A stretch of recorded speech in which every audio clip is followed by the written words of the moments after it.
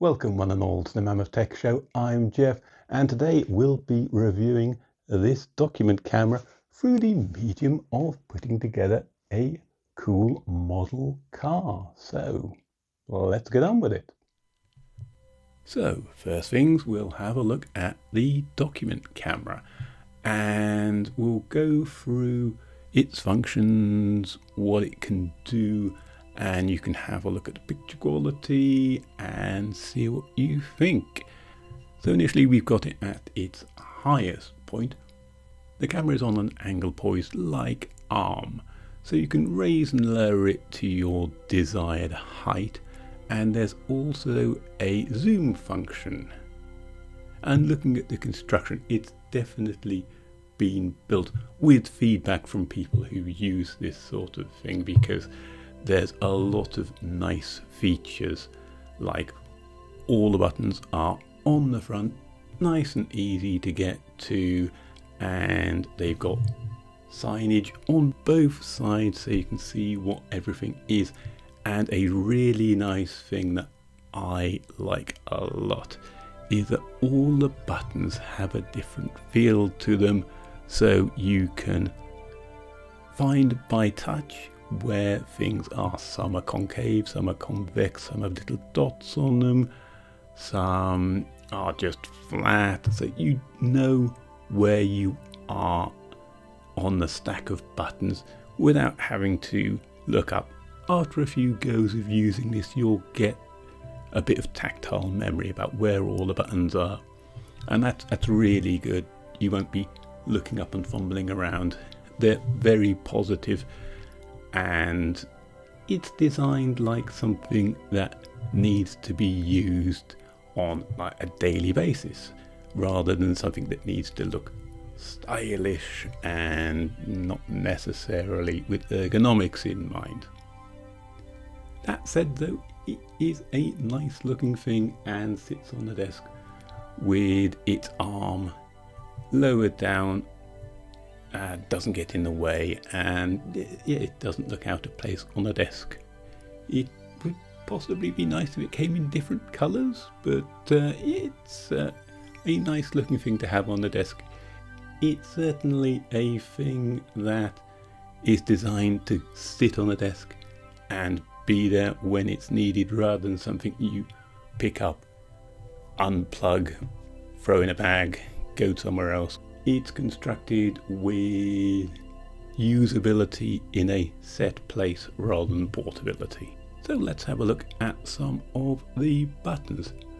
One of the most useful things is the light as the top button.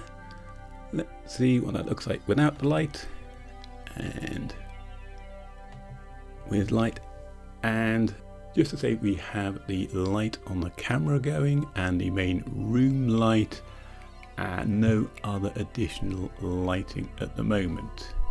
The light throws a nice even spread.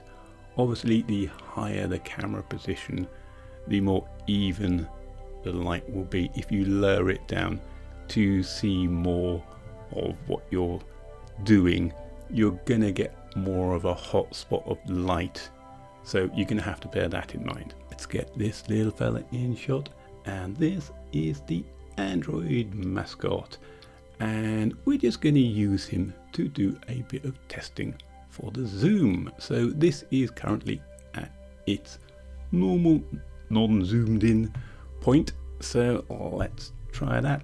So the zoom buttons are arranged about halfway up the stack of buttons. One's concave, one's convex, and the zoom in is above the zoom out, which seems a little counterintuitive to my mind, but it made sense to someone obviously.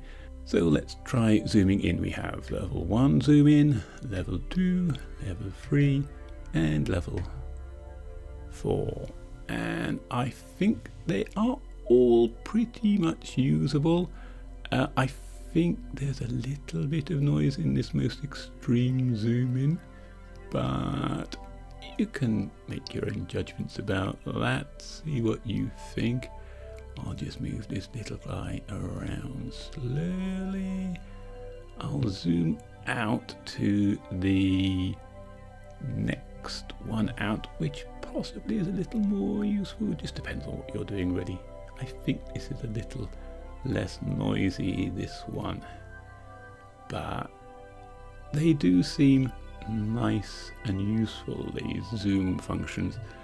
And there he is. Hello. He's got a happy little face. We'll zoom out again.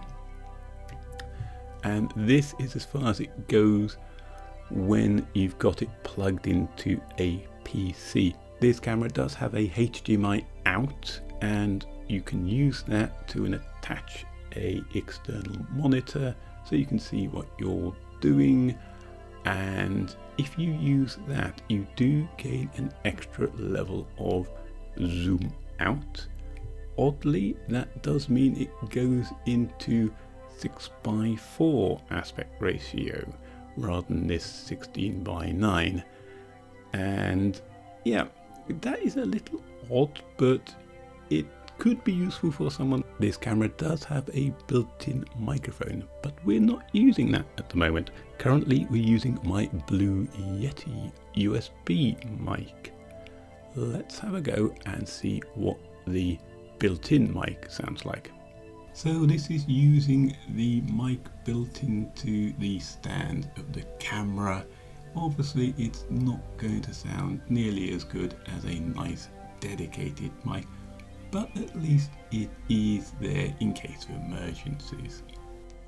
And we're back to the Blue Yeti, so this should be sounding a little better. As for the rest of the buttons, there's a adjustment for brightness, so if you want to change that, we can take that down and take it back up again, and forget what setting it was at when you started, but that looks about right. Yeah, so you can change the brightness. There's also a refocusing button. We have a button to flip the camera like that, and that's interesting. I don't know whether you can see in the output video, but as I'm doing this, it's changing the white balance. Yeah, so there we go. Presumably it's resetting the camera each time you do that. So yeah, you can flip that in case you need that for whatever reason. Only a vertical flip, not a horizontal flip, in case you needed it to mirror for some reason. You have to do that in software. There is also a filter button. This is less useful, but might be a bit of fun. So we'll take our little Android fellow here and we'll zoom in on him a little bit, and we'll try the different filters. And yeah, you can decide for yourself whether you find any of these remotely useful. I'm struggling to think of uses for a lot of these color combinations, but if you know what they might be, why not let us know in the comments. That's about it for the functions of the camera itself. This isn't the cheapest document camera, but it does have a lot of nice features like the physical buttons, the HDMI out, and the fact that it will sit nicely on your desk if it's something that you want to use regularly at a desk and don't need to move it about. You might want to think about some additional lighting as well. Let's put some light on from the side. And I think that looks a little better. So you might not want to rely entirely on the overhead light in the camera. You might want to have a little side light on the side of the desk to just fill in a bit. This seems to be rather nice. So let's move on to the next part of the video, and that's going to be having a look This, which doesn't fit remotely under the camera, never mind. This is the Playmobil Mercedes Benz 300 SL. We're just going to use this as an example of what you can do with a document camera. Okay, first things first, we'll use this as a document camera. So here we have our instructions, and there we go. There's the instructions there, and that's nice. Let's see if we can zoom in a bit on that. There you go.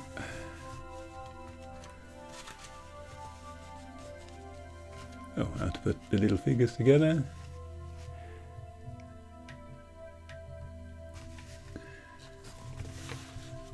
There we go. There we go. Doesn't look like it's going to be too challenging. Is that all the bits and pieces? Yeah, that's all. That's everything we'll get in the box.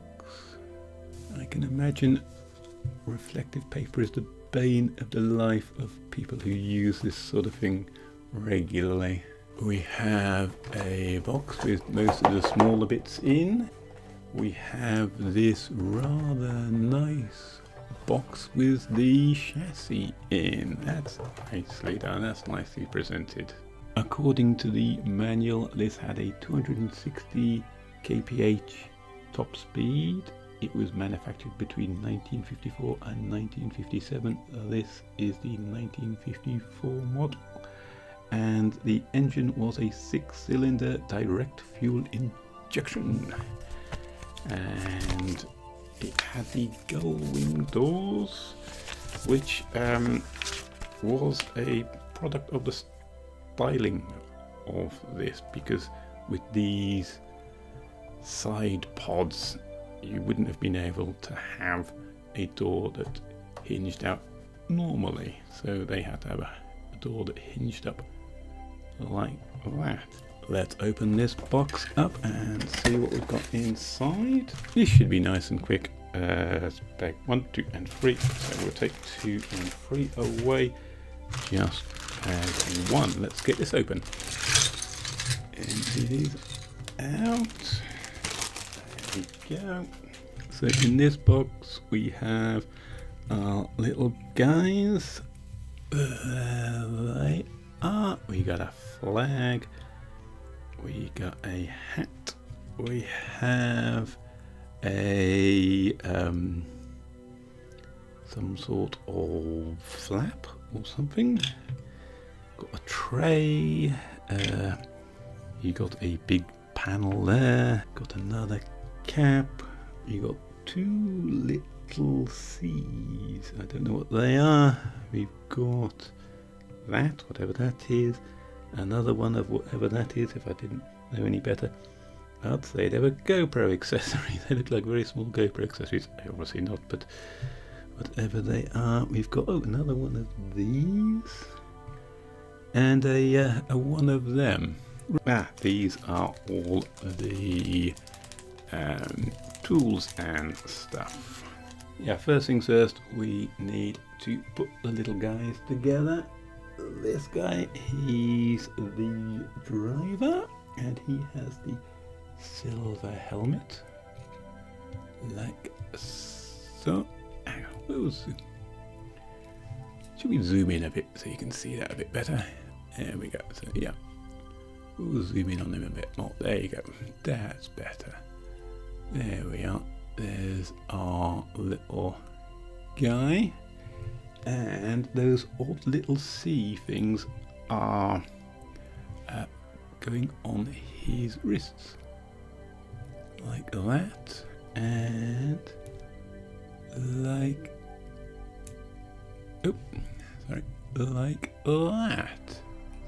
And the other fella, he has this little flat cap.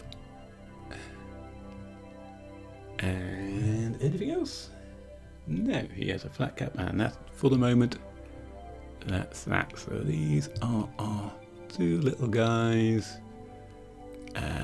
driver guy and mechanic guy. The instructions are saying we need bag 2, and in bag 2 we have the stickers. And is that it? A little bag of, yeah, that has random gubbins in. We'll find out what that is later, I guess. So the next bit, we're basically creating a little plaque by the looks of it. So this is basically going to turn into an adjustable stand of some kind. So we'll take this bit and this bit and it will go together like that. Instructions say go in from the top. There we go. So that will now go into the little hole just here. There we go. That's one. There we go. There we go. And now we have a little stand. Okay. Sticker application time. There we have our little plaque. No bubbles there. I'm pretty happy with that. What's next? Yeah, yes, we have. Next we have this, which is that funny little tray thing. This is like a thing that they'd wave at the driver to tell them what position they were. There's a clock in the top, says what position they are.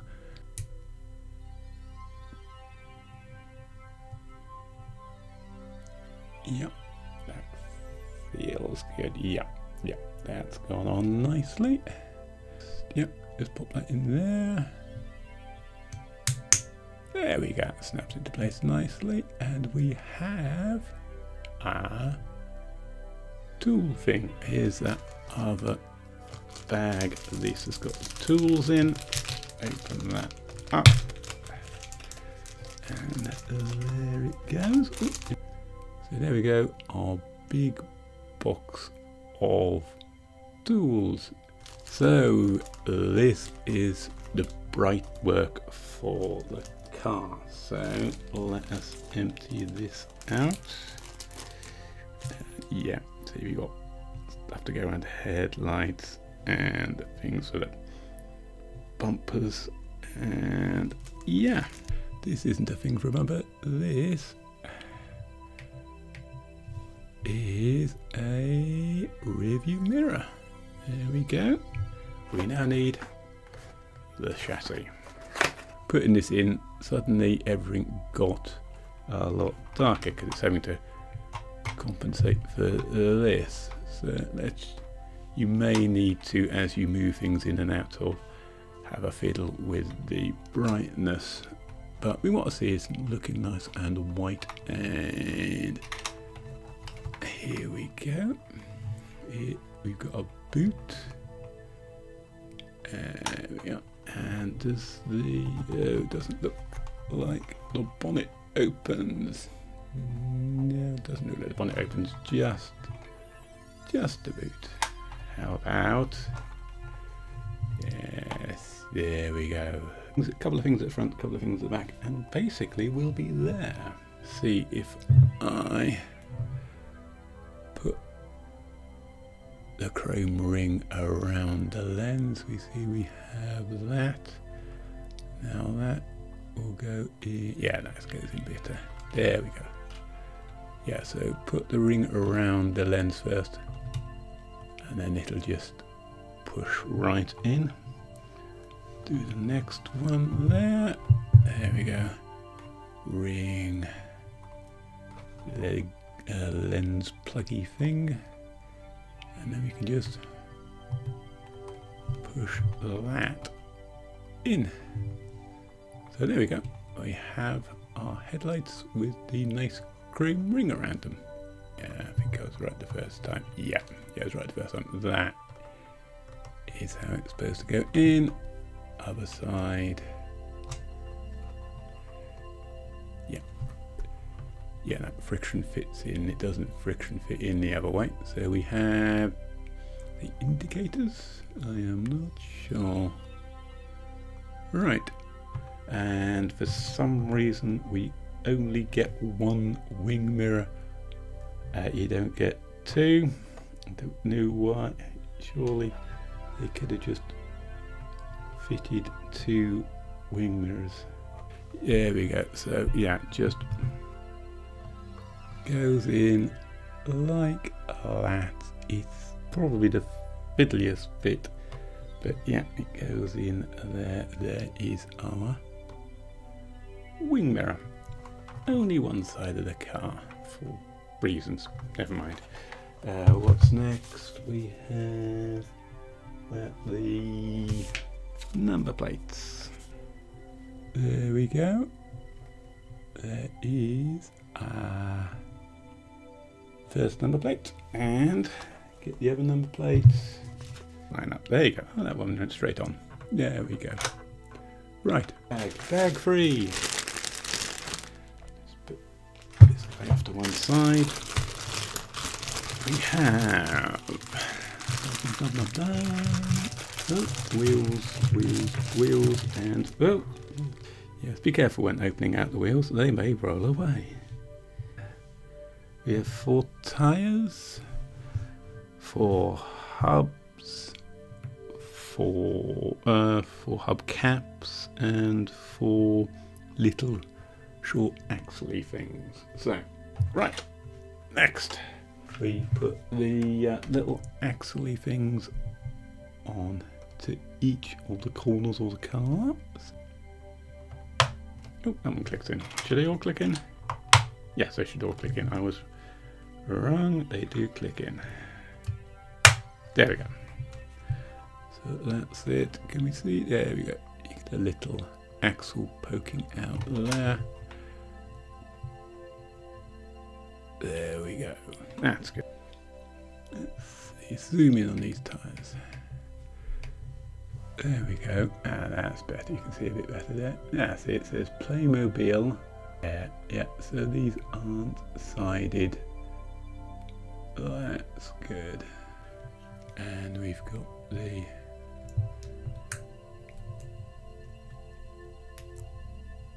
tyre going on.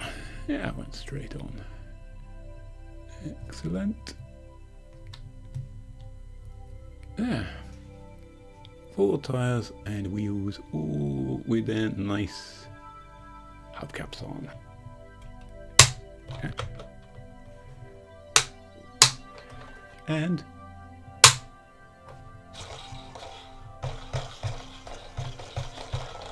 excellent. Right. Apparently we should be able to get this here in there. Yeah.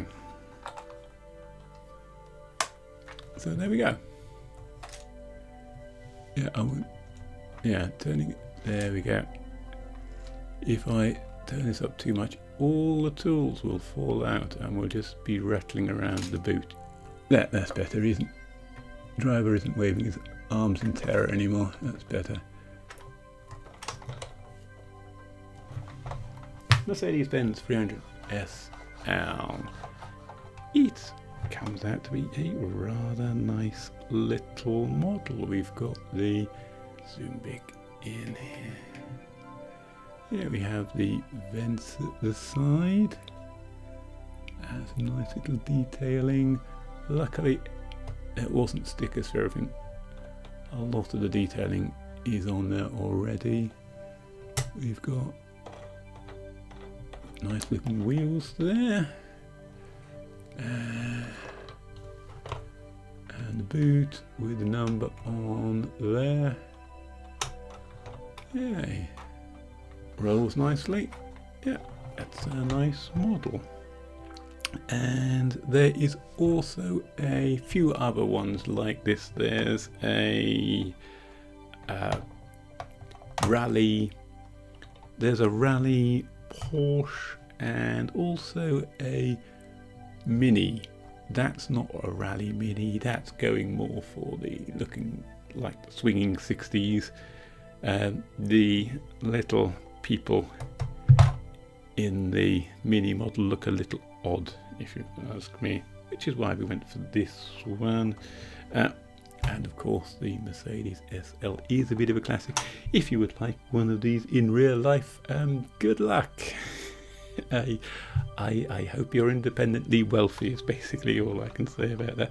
They are extraordinarily expensive, one of the most expensive cars you could think about buying, but they are absolutely lovely. And yeah, well, Icon really doesn't even come close. So that's the model and also the Ipevo Document Camera. What do we think? From working on this, some tips: have a mat that takes the entire screen, otherwise you've got this edge of the desk mat there and you'll just be constantly aligning it because this is crooked, or you will if you like me. I think this is vertical. Yes, that's annoying when it's just slightly off. Yeah, so get a nice big desk mat and maybe one that isn't black, maybe get someone with a pattern on because you can really see dust and stuff on this. What do you reckon to the picture quality of the camera? Let us know in the comments. Also, would you like to see some other things put together? And if so, what? I think I've got some ideas of what we can use this for. So if you enjoyed this, please give it a like because it really does help out. And if you want to see more from us, subscribe. So from Android Mascot Guy and our two little friends in the Mercedes, I've been Jeff, this has been the Mammoth Tech Show, and you've been very kind to watch. Thank you very much.